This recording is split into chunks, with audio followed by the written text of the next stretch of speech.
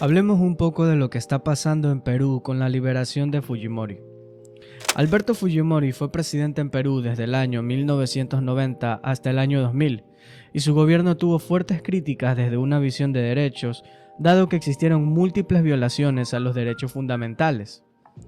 Existieron varios eventos trágicos, como lo fueron la masacre de Santa, el atentado de Taranta, y entre ellos se encuentran la masacre de Barrios Altos,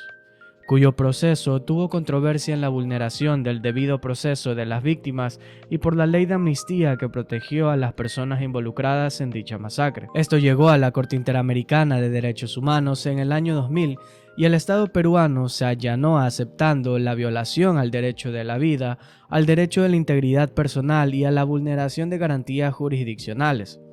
para lo cual la Corte Interamericana de Derechos Humanos sentenció el 2001 que el Estado peruano era responsable de la masacre, conminando reparaciones económicas y morales a las víctimas. Esto también ocurrió en el caso La Cantunta,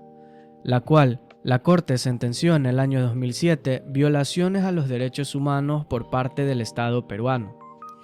Dicho esto, cabe aclarar que la responsabilidad que atribuye la Corte Interamericana de Derechos Humanos no se trata o no es individualizada, esto es, que no se atribuye a un sujeto sino a un Estado, y que las partes procesales dentro de los casos que lleva la Corte Interamericana son las víctimas y los Estados. Ahora, esto no implica que dentro de las decisiones que resuelve la Corte se libere de responsabilidad absoluta a las personas involucradas, puesto que el margen global en sus decisiones es reconocer violaciones y que los estados tomen en cuenta las decisiones para prevenir vulneraciones en un futuro, y asimismo resarcir los daños posibles. Es por esto que dentro de la decisión la Corte resolvió dejar sin efecto la ley de amnistía que protegió a los responsables de las masacres de La Cantunta y de la masacre Barrios Altos. Por otra parte, Fujimori fue sentenciado el 2009 por la Sala Penal Especial de la Corte Suprema,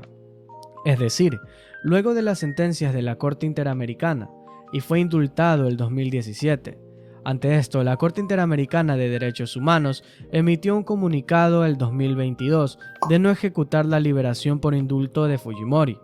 debido a que esto estaría incumpliendo las sentencias previas sobre la masacre de Barrios Altos y La Cantunta. Dicho indulto fue dejado sin efecto el 13 de febrero del 2019 y posteriormente se presentó un habeas corpus a favor de Fujimori. En el 2022 se declaró fundado, o en otras palabras se aceptó el habeas corpus por el Tribunal Constitucional, para lo cual se dispuso la libertad inmediata de Alberto Fujimori. Y aquí es donde se zanjan los diversos problemas jurídicos y que conciernen mucho al derecho internacional resolver este conflicto de competencias entre la Corte Interamericana y los órganos jurisdiccionales del Estado peruano. Esto forma parte de un debate sobre soberanía nacional versus adherirse a resoluciones o demás instrumentos internacionales. Algo similar ocurrió en Ecuador cuando la Corte Constitucional resolvió utilizando la opinión consultiva sobre el matrimonio igualitario. Y esto es un debate sobre el rol de un control constitucional y de convencionalidad y la adherencia de los estados al derecho internacional. Muchos se oponen y consideran que es una pérdida de soberanía interna y otros juristas consideran que los estados se adhieren voluntariamente y que por tanto no podría estar refiriéndose a algún tipo de arbitrariedad o atentado a la soberanía. Con el tema de Fujimori, la pregunta clave aquí sería si su liberación impide el cumplimiento de la sentencia Barrios Altos y La Cantunta. El criterio del Tribunal Constitucional es que como todo este tema, lo del indulto y lo del habeas corpus, se dio posterior de las sentencias expedidas por la Corte Interamericana sobre el caso Barrios Altos y La Cantunta, expresamente no se ha dejado sin efecto la sentencia del Tribunal Constitucional peruano.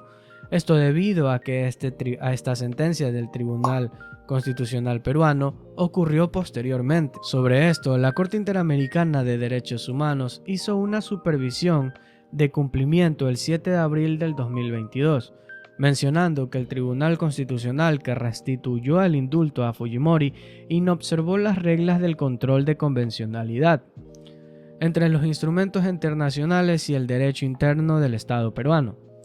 Lo que está ocurriendo recientemente y con la resolución del Tribunal Constitucional del 6 de diciembre del 2023, en su parte pertinente sobre la competencia de la Corte Interamericana de Derechos Humanos, habla de que ésta no tiene competencia ninguna para dejar sin efecto las resoluciones emitidas por el Tribunal Constitucional peruano,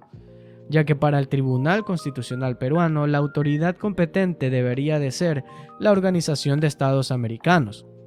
También se dice mucho sobre la similitud de lo que está ocurriendo con el caso Fontevecchia, en la que la Corte Suprema Argentina decidió no seguir lo resuelto por la Corte Interamericana de los Derechos Humanos. Sin duda alguna, esto es un tema muy interesante y de vital importancia en lo relacionado a los derechos humanos y el derecho internacional. El desarrollo de este proceso, a mi criterio, no se encuentra culminado y estará por verse qué decisiones puedan tomarse.